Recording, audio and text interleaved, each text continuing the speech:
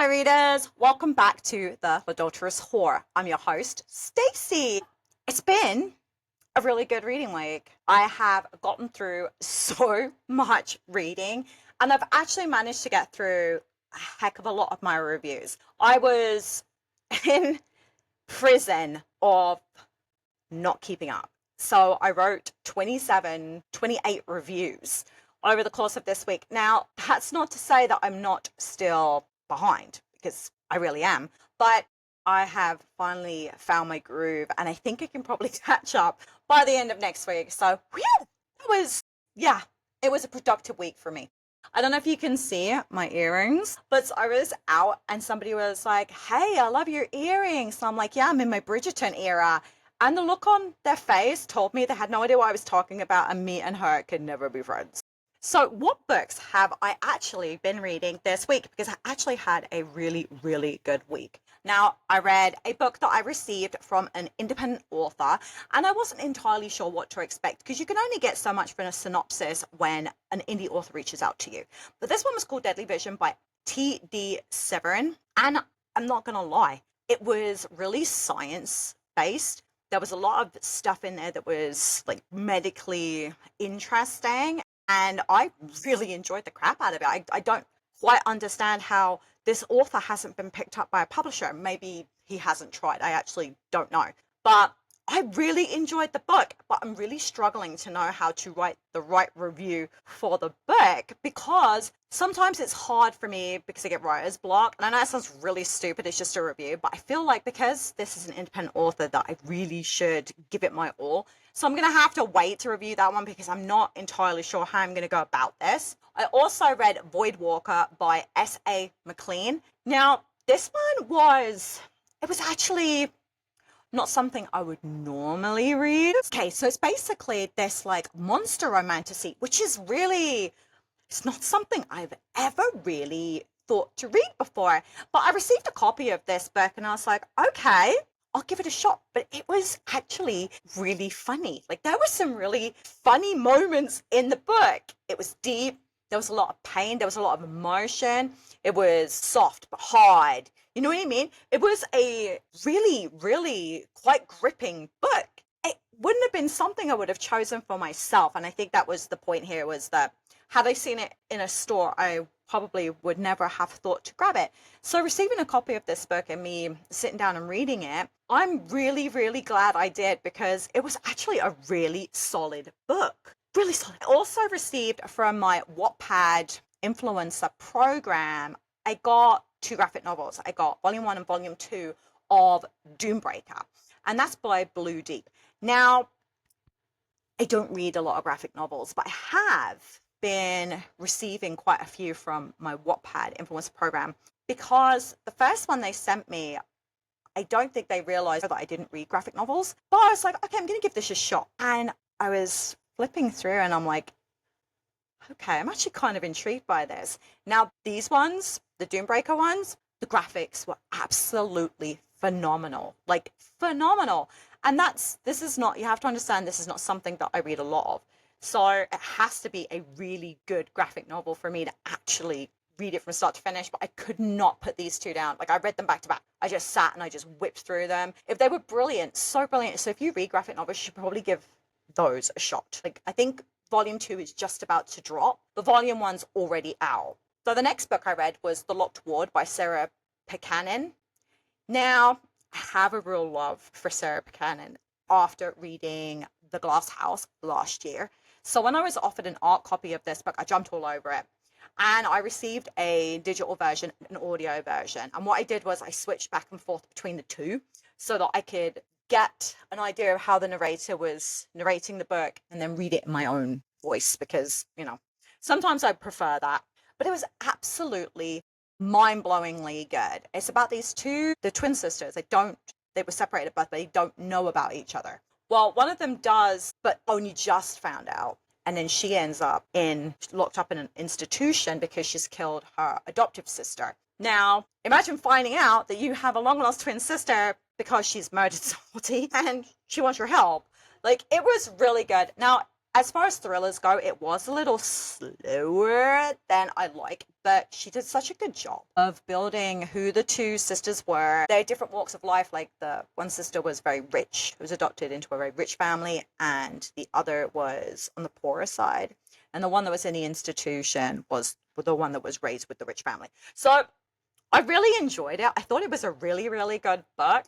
Now, if I had to pick between the audio and reading it, I would definitely go with reading it. Not that the audio wasn't great. It's just I preferred to read it myself. The next book I read was Beach Reads and Deadly Deeds by Alison Brennan.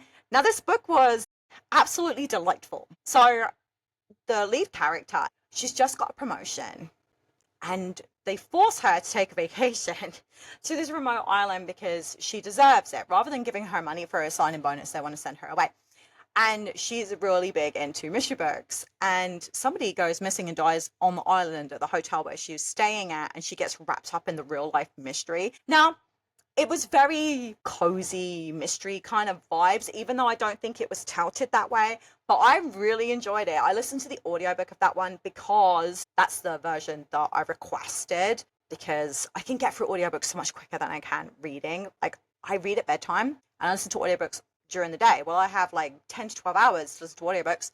I only have a few hours to read at bedtime. So that's what I picked. And I actually think that it was really worth the listen. The next one that I read was An Amateur Sleuth's Guide to Murder by Lynn Cahoon. Now, this one was really good. So the woman has to run back home with her tail between her legs because her relationship's failed and she's got no job. And she goes to work in a mum's bookstore whilst doing research for an author on the island, which is something she wants to be doing, right? She wants to be a writer. So she decides she's going to write like this guide to how to solve a murder whilst real life murder happened on the island. It was really good. I really dug it. And then I read The No End House by Jeremy Bates. This one's a horror. It was actually quite terrifying. So these two people end up going to this house to try and win $5,000. All they have to do is stay in the house. Well, the house has all these rooms in it where they have to complete these challenges. But they're fighting for their souls because when they sign the deal, now they have to beat the house to get out and to keep their soul. And each room was more terrifying than the last. Like, I was hooked, absolutely hooked. And then I read It Happened on the Lake by Lisa Jackson. And honestly, this one really didn't live up to the expectations that I had. It was a little slow and it was a little boring. I did finish it, but honestly, it was nothing really to write home about. And then the last one I read was Total Dreamboat by Katelyn Doyle. Now, this one is about a woman, and she's kind of, she's on the poor side. Her friend is an influencer, and she convinced her to go on this cruise with her. And she meets this guy on the boat. Like, it's an older cruise. Like, most of the people on here are older. This, like, young guy is there. And they get to know each other, and then they have a misunderstanding. But they get stranded, like, left behind by the cruise ship. And the cruise ship's gone on to another country. All their stuff's there. Like, they don't have their passport. They don't have any money.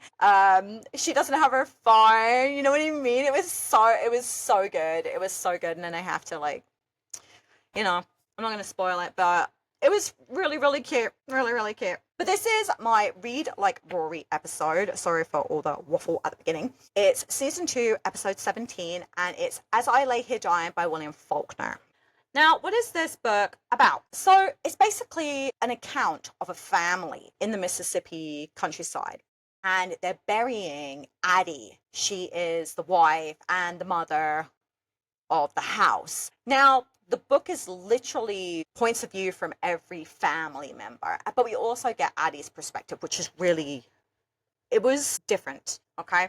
It was different. Now, why do I think Rory read and enjoyed this book? Now, this book is loaded with family dynamics because there is so many narrators. There is literally so many things going on that there's not really a chance to get bored with the narrative.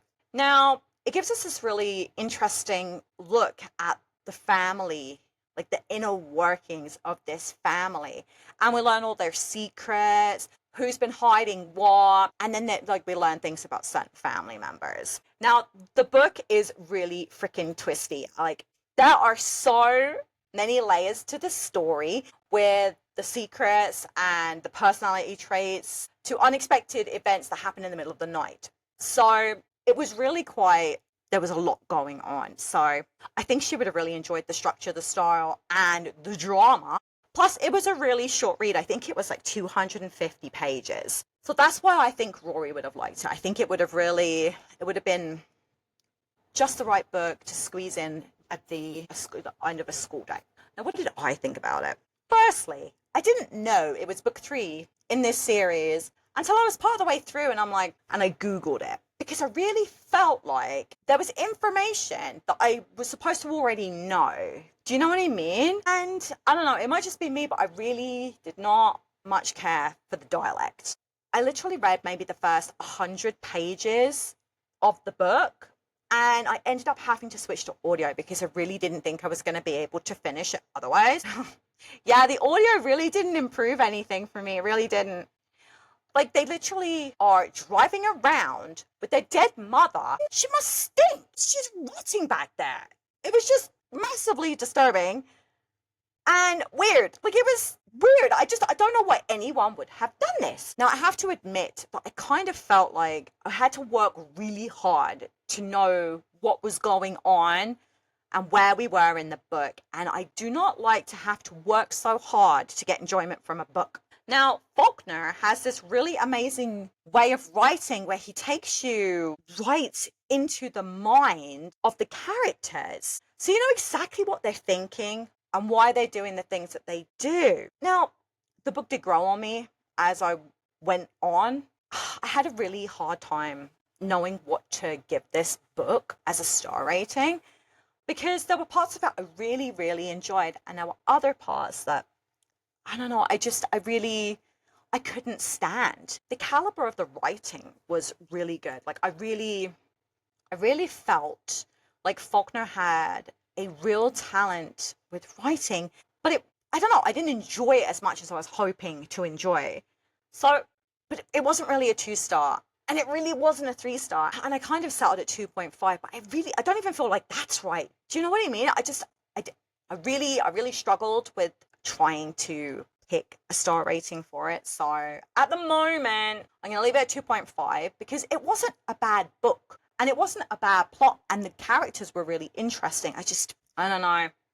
Now, I think maybe at some point I might go and read the first 2 books and then maybe I'll change my opinion on the 3rd book because I'm wondering if I will enjoy it more if I read the series. But I just don't know, and it's really hard to say how I'm going to feel about it because I really was hoping to love it. Like, I always wanted to try William Faulkner. I really probably should have checked to see that it was part of a series before I started it. But whatever, I probably wouldn't have read the first 2 for the series anyway, so there's that. I am kind of a pain in the arse. But what book did I decide to do next? Now, I went with Angela's Ashes by Frank Court. I have already read this book. I read it a very, very long time ago. I think I was still living in the UK when I read it. So you're looking at least 20 years have gone by. I have already read it. I've already finished it. I started it. I already finished it. And I hadn't remembered much of it, except for really the tone of the book and how I felt at the end. That really hasn't changed from when I read it all those years ago. So I'm really excited to share what I thought about the book with you. Next week, instead of doing a Read Like Rory episode, I think I'm going to alternate them now. But I'm going to just try this first, because if you guys don't want to watch this, I won't continue. But I decided to do Conspiracy Theory with Stacey. And my first book on it is Becoming Brigitte by Xavier Poussard. I want to give it a go. I really do. I thought this way I'd be reading some non-fiction books for you guys to kind of be recommended as well. And there's got to be some more conspiracy-minded people out there like me. So I'm hoping that maybe we can alternate between the 2. But we'll see which one's more popular. Maybe you guys just want Read Like Rory. I don't know. But I kind of get the feeling that not everyone's into classics. So whatever. I just wanted to give myself a change of pace and maybe give you guys something new to get involved in. If you've enjoyed this episode or you want to join me on my Read Like Rory challenge, you can email me at litdulterous@gmail.com and I can send you a copy of the list of books. As you know, I've already done some of these, but there are like over 400 books and we can always add in Jess's books as well. So there'll be plenty of things to read. You can follow me on Instagram at Litdulterous, TikTok at Litdulterous. You can follow me on Facebook. At channel is youtube.com/Litdulterous. The top link TBR with Hannah. My Instagram account right now, I can't get back in it. So I'll probably be doing updates on my Litdulterous account for now until I can figure out why I am blocked from it. I can access my other ones, just not that one, which is absolutely stupid. But tomorrow, Hannah and I will be recording our 3rd episode in the Throne of Glass deep dives that we're doing, and we picked Assassin's Blade to do tomorrow. Now, if you don't know anything about that, it's literally a book of novellas that she provided for before the Throne of Glass series actually starts, and it kind of gives you more of an insight into who Selena was. So I'm really excited to share what I thought about that with you guys tomorrow. You'll be able to catch it on my channel as well. I hope that you guys have the reading weekend that you deserve, and I will be around tomorrow and on Tuesday. This is Stacey signing off from The Litdulterous Whore. Take care, guys. See you next time.